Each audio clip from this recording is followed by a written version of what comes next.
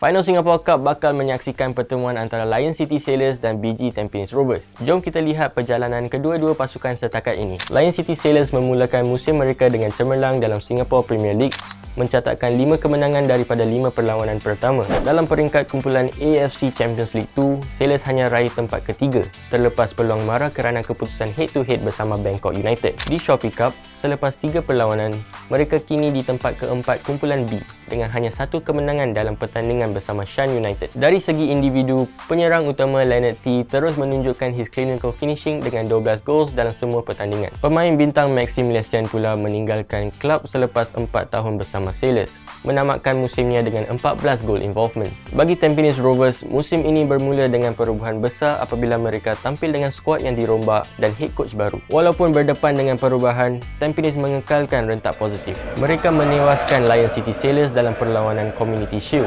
Dalam Singapore Premier League, Tampines kini mengumpul 8 mata daripada 4 perlawanan dan berada di tempat ketiga di belakang Geylang International. Dalam Shopee Cup, Tampines is currently top of the group dengan 2 kemenangan daripada 3 perlawanan. Mereka juga tidak tewas dalam peringkat kumpulan AFC Champions League 2 yang disertai Pohang Steelers, BG Patum United dan Kaya FC. Kekuatan utama Tampines musim ini jelas terletak pada jentera serangan mereka. Duo Jepun Hide Higashikawa dan Koya Kazama konsisten menjarikan gol, manakala gandingan The Two Wingers Chan Buhagia dan Glenn Quay terus memberikan cabaran to the opponent's defense. Dengan ini, kedua-dua pasukan berada dalam posisi baik untuk meneruskan momentum mereka dalam pertandingan masing-masing. Apa skor prediction you all untuk Final Singapore Cup antara Lion City Sailors dan BG Tampines Rovers?